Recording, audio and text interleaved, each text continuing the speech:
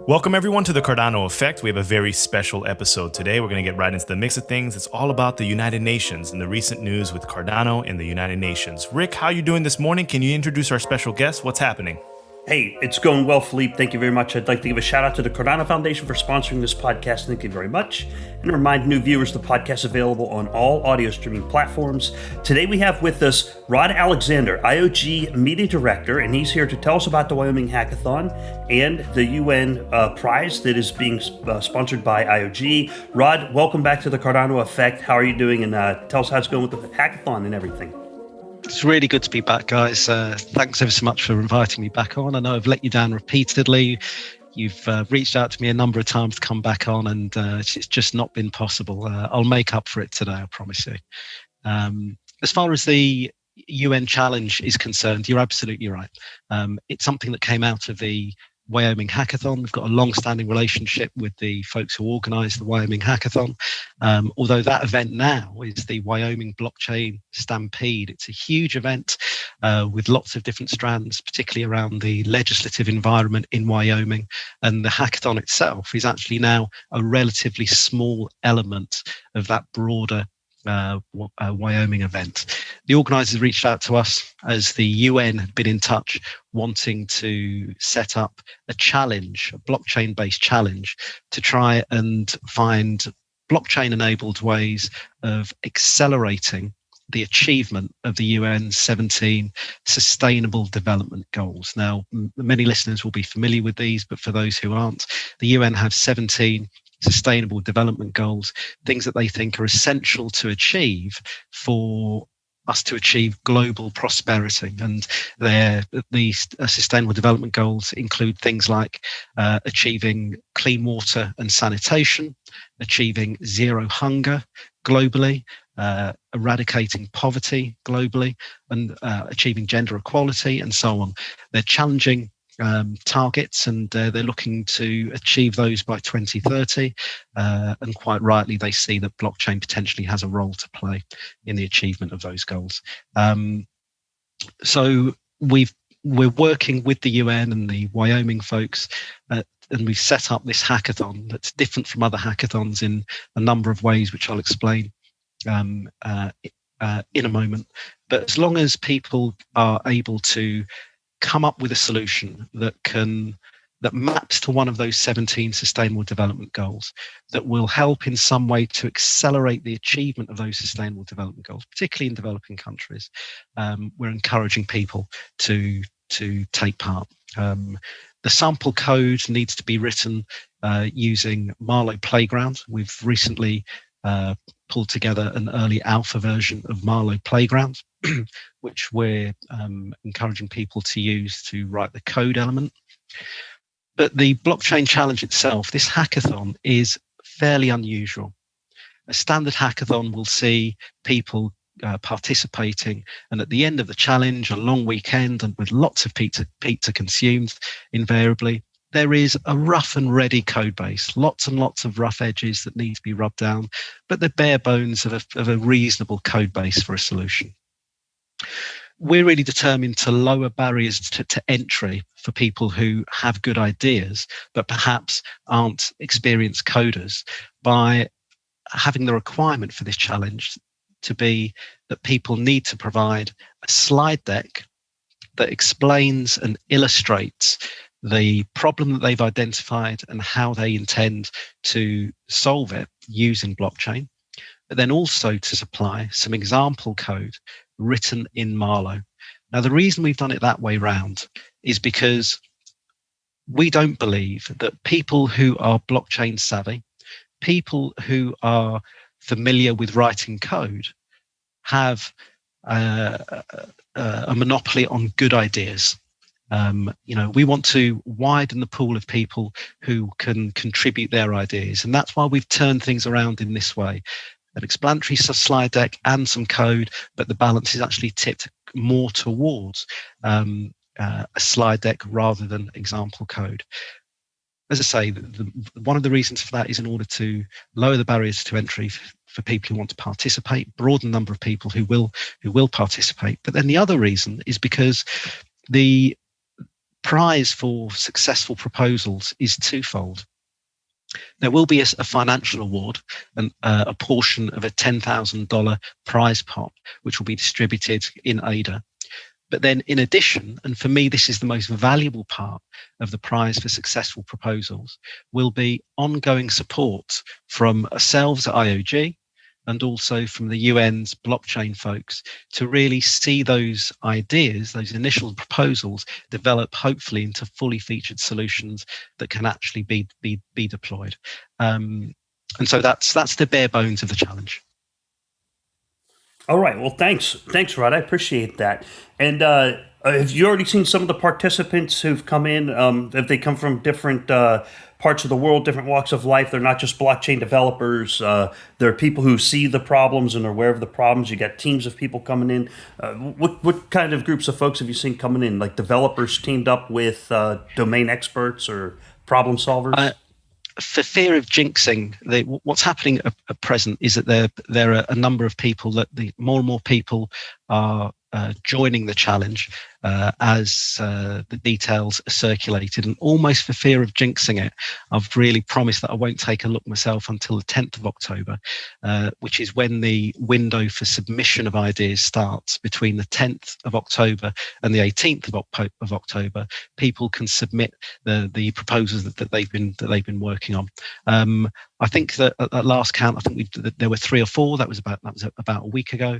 But Dor Garbash, who looks after Project Voltaire and the Catalyst project, has circulated details of this challenge to the 2,600 people registered on Catalyst and the IdeaScale platform. And so people have started to look at the challenge, and some people already looking at submitting proposals and participating in the challenge. I've not looked yet, but as of the 10th, I'll uncross my fingers and I'll start to take a look. But certainly we're starting to get traction around the whole thing. And in fact, mentioning Catalyst, there's an additional interesting aspect, and that is that the submissions themselves will be considered using the Catalyst platform. So we've got a judging team made up of representatives from IOG and the UN. And they'll be using the Catalyst platform to assess and identify the most compelling proposals as well. So it's one of those situations where we've had an opportunity to pull together a number of different IOG technologies, from Marlowe right the way through to Catalyst. Okay. So they're going to weigh the code versus the slide deck. Like, it may not be fully functional code, but as long as they got the right idea, and then look at the slide deck, and does the slide deck actually solve a problem, or does it meet one of the 17 UN sustainable goals? That's kind of what they're going to do to judge it. Exactly, yeah. There are very, very clear judging criteria, which are there for potential participants to look at and for participants to map their proposals to. And there's a weighting, a scoring weighting for each element, whether that's technical prowess, how well it maps to the sustainable development goals, and so on and so forth. So that's all fairly open and transparent, so people can map their proposals to those criteria. But the other thing, of course, is that more than anything else, IOG is a mission-oriented company. There is this misnomer that we are a blockchain company, and that's only kind of true. You know, we're a company with a very, very strong vision about the way the world should operate, the way the future world needs to operate, and what's wrong with the world as it operates at present. One of the technologies that we're harnessing to address those issues and to try and assert the way we feel the world should run, rights and privacy of the individual, direct peer-to-peer transaction and exchange, no value sapping intermediaries. Just one of the technologies we're harnessing happens to be blockchain, just one. So when we see an opportunity for partnership with an organization that's aligned on our mission, certainly as far as the developing world is concerned, we're more than happy to take up that challenge and see what comes out of it. Rod, I have a follow-up question, and maybe this is not for you, but for the general audience. You mentioned value sapping, making sure that the maximum amount of value gets from party A to party B. And when I think about the United Nations, when I think about these SDGs, the United Nations works with a lot of NGOs and a lot of organizations across the world, whether that be the Red Cross or all the little auxiliary companies that work within nations. But there's a lot of value lost currently. I mean, when you look at pandemics that happen. I'm thinking about the 2010 Haiti earthquake. It was over $13 billion that was donated. Even the Red Cross, there's $500 million that's unaccounted for from the Red Cross to get to Haiti. And how does blockchain actually solve that value sapping problem, especially since you build a solution on blockchain in order to optimize processes? But how, if the United Nations still moves their resources through certain NGOs or certain companies, there's still an issue with money not being allocated in the correct way or funds not being allocated in the correct way. So what exactly is the remedy for blockchain in this particular facet of donation and stuff? I think you're right. There's a huge amount of friction both in the commercial arena and in the not-for-profit, non-commercial arena, such as you see with aid distribution, NGOs, and so on. In terms of what the solution is, well, that really depends on the precise flows and the way that distribution is organised. But certainly, I'm hoping that people with good knowledge of those flows and that distribution infrastructure participate in this challenge so that they can identify ways where the on-the-ground needs of people in developing nations and the on-the-ground needs of groups of people in developing nations can be held at the center of what we do in terms of distribution and come up with solutions for that. I think we're in a good position because Marlowe, as ostensibly a programming environment for financial contracts, has the potential to allow people to develop DeFi-focused solutions that can look at issues like the distribution of funds and so on. So I don't know is the answer. Exactly what the solution would be, but that innovation is what we're looking to participants for, whether that's participants currently in the developing world with good knowledge of the problems on the ground, or people who have experience of the distribution of funds and so on. But I think all of that said, the main thing is for participants to look at the 17 Sustainable Development Goals themselves and to consider ways that we can accelerate their achievement. I mean, 10 years is an extremely short period of time that we have left to achieve some of these incredibly ambitious goals around, for example, ensuring clean water and sanitation for everyone on the planet. It's not impossible, but it will take a huge amount of innovation and goodwill on all sides. And so that's the real challenge. I think necessarily as part of coming up with those solutions, distribution will be an issue. Distribution and flows of support, financial and non-financial, will probably be something that people choose to look at. Okay, excellent. Thank you. Can people still join? Can more developers still jump in on Hackathon? With the October 10th? Okay. Absolutely. The window for submissions of ideas and proposals runs from the 10th of October through to the 18th of October. So as long as people get their submissions in before the 18th of October, they'll be assessed. So there's plenty of time still. A number of people are already working on their proposals. So I imagine that as soon as that window opens, some people will submit their proposal straight away. There is no advantage in doing so. People who submit their proposal on the 10th or the 17th or the 18th will be treated in exactly the same way. There is that cut-off, that guillotine on the 18th for the submission of proposals, and they'll be assessed thereafter. We'll be undertaking the final judging and hopefully announcements as well on the 24th of October, which is the 75th anniversary of the establishment of the United Nations itself. But as I say, the key thing here once we've identified projects that we're going to fund, isn't the funding itself. My experience tells me that what will be most valuable will be the ongoing support thereafter, the expertise and support brought by ourselves and the UN's folks who work in blockchain in innovation to really support those proposals to not wither on the vine, but to actually become real world solutions and real world deployments, empowering people on the ground in developing nations. So, Rod, can you expand on your last point as far as that continued support? So, winners of this competition, they can expect continued support from the United Nations and IOG. So, that's right. That's okay. right. Yeah, okay. and that's a key part of the scope that we hope would really attract people to participate. I mean, invariably with hackathons, quite often there is a financial reward for successful proposals, and then a hard stop. We're really keen to provide a small amount of seed funding for these proposals, but then, as I say, what's far more valuable is the expertise of IOG, particularly on in a technical sense. The proposals need to be written in Marlowe and compatible with the Cardano blockchain.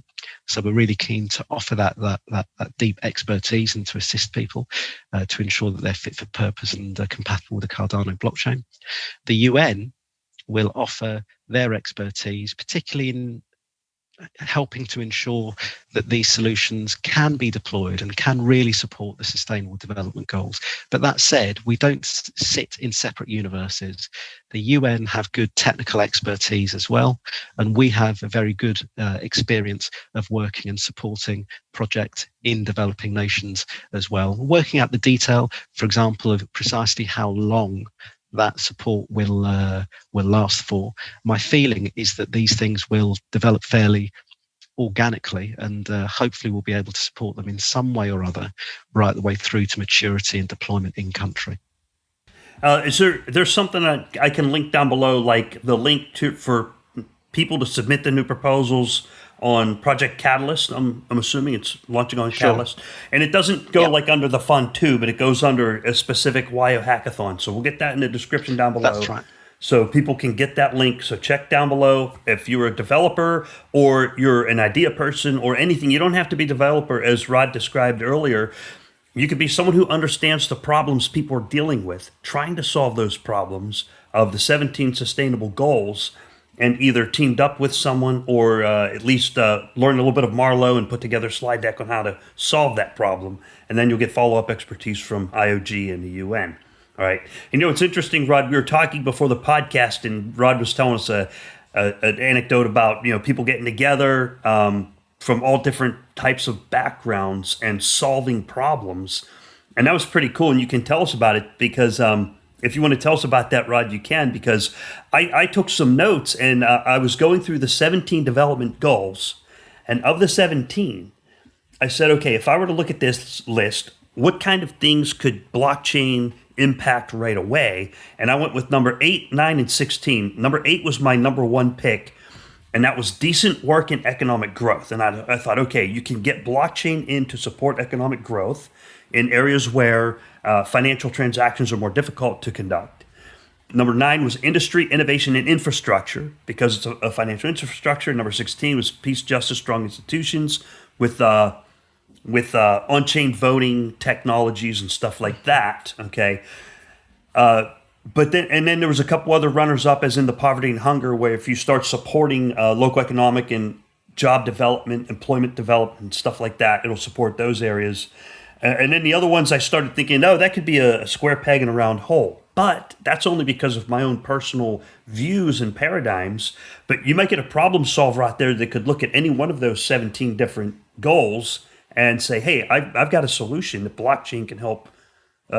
We need blockchain to solve that problem, right? So do you want to tell us a little bit about that anecdote? You had different people from different walks of life get together and solve problems. Yeah. The one thing I haven't mentioned is that the solutions themselves must be open source. And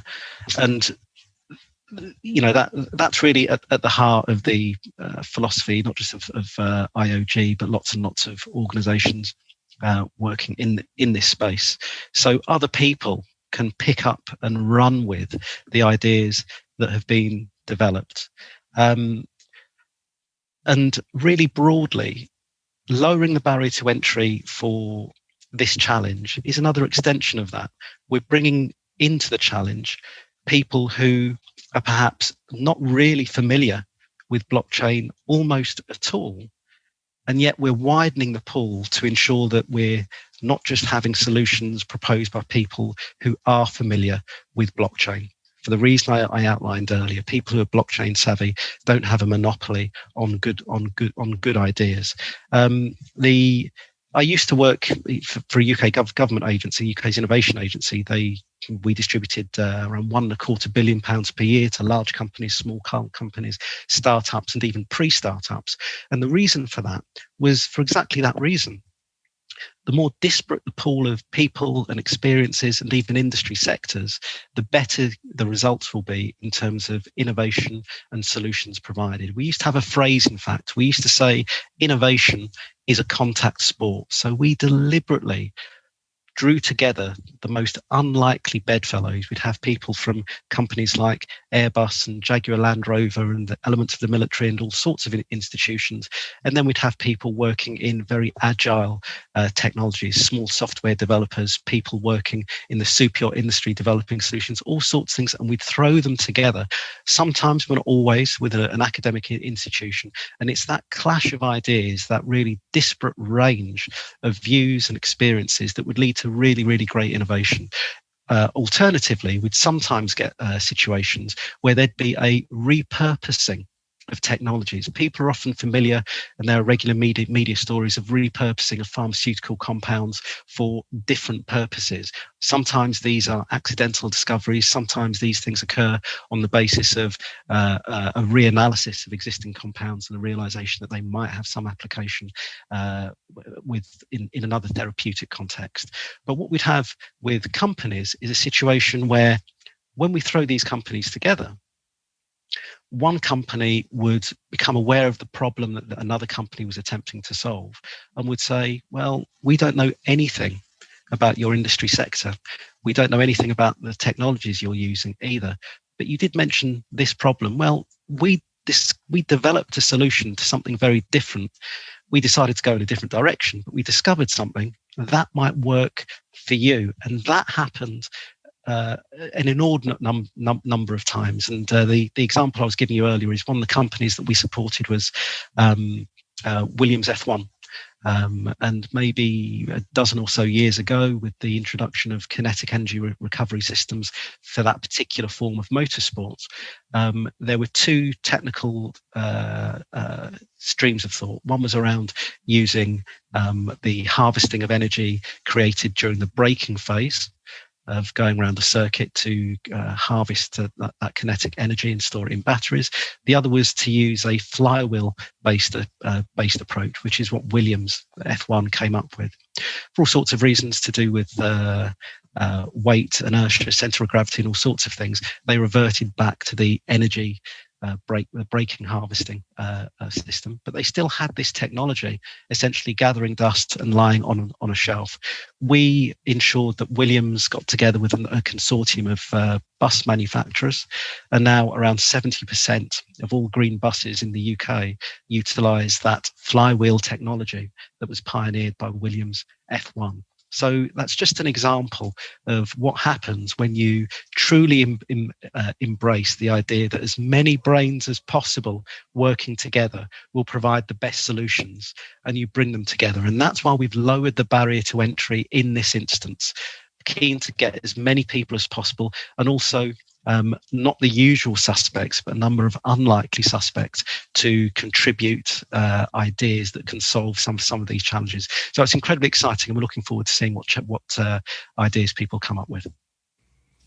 That's very interesting. Very interesting. It's great to see that in the real world example. I mean, we can translate this to the SDGs, and they can be complementary as well. So even though we can see some growth for blockchain in certain categories, they can translate to other categories as well, especially if we have multiple different people working on it. I wanted to ask a quick off the cuff question. Is Atala Prism are they going to be working on any SDGs, or is this going to integrate with any of the technology that people create in Marlowe for this project? Because I know Atala Prism is all about identity credentials, and it seems like it's a match in the same kind of industry. So is there any work between the Atala teams and this initiative? The answer is why not? At present, these proposals, the proposals that arise out of this hackathon challenge, don't yet exist, haven't been submitted, so we don't know. But therefore, the answer is why not? A number of them, I'm sure, will require an identity component to be created, and Atala Prism is incredibly flexible in that respect, both in permissioned and permissionless settings. So why not? We always look for synergies wherever we can. We hope to have a number of exciting announcements to make in relation to our work in developing nations and Atala Prism in due course. I see absolutely no reason why not. And in fact, we're really keen to do so. We're really keen to take advantage of synergies wherever we can. Certainly as part of the process of providing support to successful hackathon proposals, we'd be missing a trick if we didn't at least see if there was a synergy with Atala Prism. Okay. And I guess I have one more question. Are there any other blockchain companies that are working in similar fashions to develop projects in order to meet these SDGs? Or is Cardano kind of trailblazing? Or are there other projects that we haven't heard of that are teaming up and using their energies together? There are other blockchain companies who are working in the developing world with trying to develop solutions to some of the same problems. Certainly, I'm not aware of any blockchain companies that the UN is currently working with to accelerate the development of the Sustainable Development Goals.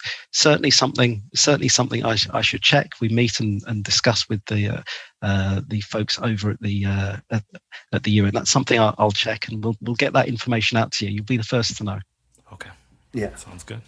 And as we had this conversation, Rod, and I had read over some of the information you sent us beforehand before the podcast, I start to realize those 17 goals are very broad, and the tool that we're using is Marlowe, and then I guess eventually Plutus and any other IOG related technologies.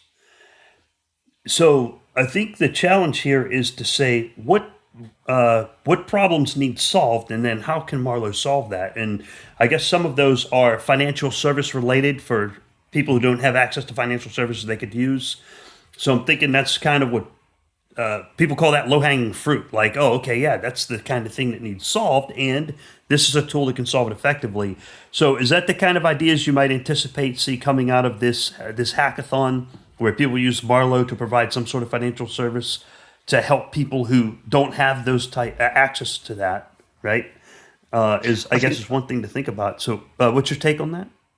I think you've hit the nail on the head. The fact that we're using Marlowe, indicates that there will be a number of solutions which are DeFi related, which provide people with the liquidity and the flexibility to really empower themselves in terms of their involvement in the economy and in the global economy as well. But I'm also hopeful that people who program using Marlowe are able to be really innovative and to think of ways of harnessing Marlowe and its kind of canonical transactional infrastructure to achieve hopefully something beyond straight financial contracts. I'm hopeful of that. We'll see. Okay. All right, cool. Okay. I think that's a call for creativity and thinking outside the box, and I like that. Yeah. Marlowe's mainly financial, so it doesn't really have a lot to do with the digital identity side, but more on the financial side, right? And so I did have some questions I was thinking of that developers could ask themselves, not just developers, but problem solvers, people who feel the problems, people who are under pressure from problems. And one of them is some of the questions I thought of is like people who take out loans based on blockchain technology. What's going to protect them from scams, or how can they get loans more effectively? How can they get loans at a lower interest rate, or how can they get financial services like saving money at a better interest rate and still secure? And those are just some of the things that were going through my head as I was reading that information you had sent us, Rod. And I was thinking, wow, how do you prevent people from getting ripped off? How do you prevent people from being charged the same interest rate as some loan shark out there? And all these ideas started going through my head. And can you replace humans with a smart contract? Or is there going to be a human that has to facilitate people who need those financial services and say, look, this is the outcome of our projects. And like the UN will be like a facilitator to help deliver those products to the people who need them. I'm not sure, but those are all questions. You don't have to answer those. Those are all things that I thought of that maybe the problem solvers or the people who are dealing with the problems and the developers might want to think about. I don't know if you have any comment on that, but absolutely. And I think that really the answers to those questions really lie in taking a look at the 17 Sustainable Development Goals, because as you've indicated with your top 3, for example, they extend far beyond the basic needs elements of the Sustainable Development Goals. They extend far beyond clean water and sanitation, etc., etc. There are Sustainable Development Goals around economic empowerment and so on, and the right to work and so on. Now, in developing countries, the prevailing narrative is often, not always, but often around those poor, impoverished brown people. The reality for those who've travelled extensively around the developing world, as I have, is often very different. If you want to see the most entrepreneurial people there are, go to the developing world.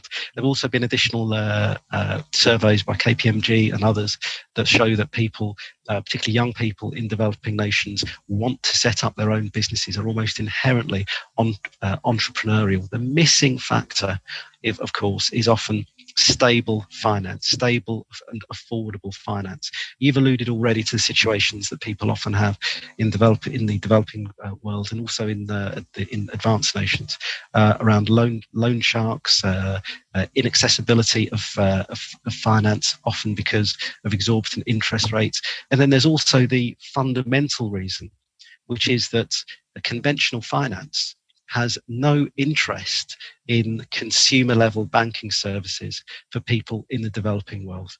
They have no interest because it's a risky endeavor. You know, people in the developing world largely cannot satisfy KYC and AML requirements, so are too risky. And so the main global financial institutions tend to ignore, not completely, but often tend to ignore people in the developing world, which is why there is this crisis of unbanked people without access to any form of financial services. And so, what's happened is there's been all sorts of innovation with telephone-based systems, with people wheelbarrowing money around in some nations, fairly advanced, sophisticated alternatives.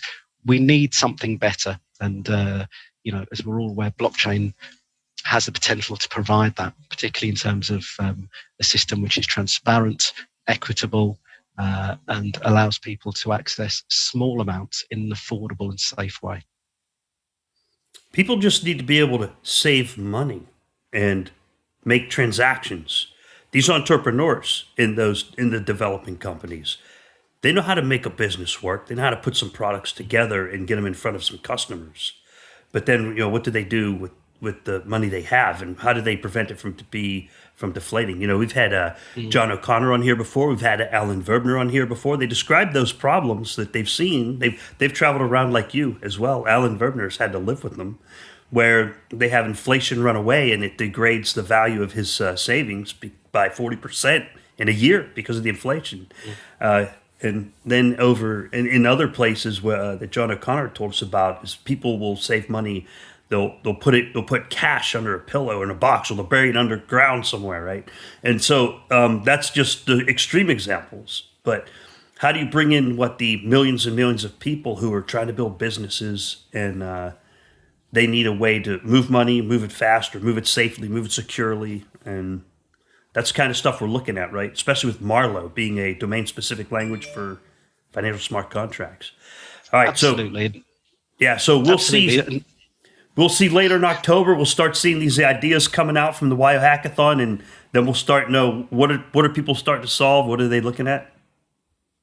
Yeah, absolutely. As I say, we're looking at the final judging taking place on the 23rd and 24th of October. We'll almost certainly be making the announcement of successful proposals on the 24th. As I say, it's the 75th anniversary of the establishment of the UN itself, and we're hopeful that we'll have some really exciting proposals, and hopefully, there may even be some lessons to learn around the kind of folks that we get involved in challenges like this, and how we can lower the barrier to entry in order that people who are not currently hugely blockchain savvy or who are not currently able to code have a way of becoming involved, because although they don't have those technical skills, they do have a very clear drive and some good ideas for solutions that can help to deal with some of the problems facing developing nations.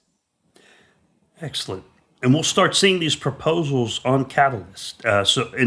After the 10th, we could start looking up on there. Exactly. Yeah. Okay. And it's not a sneak peek because it's open source. It's open source. But we get in there and start poking around. Hey, what are they doing?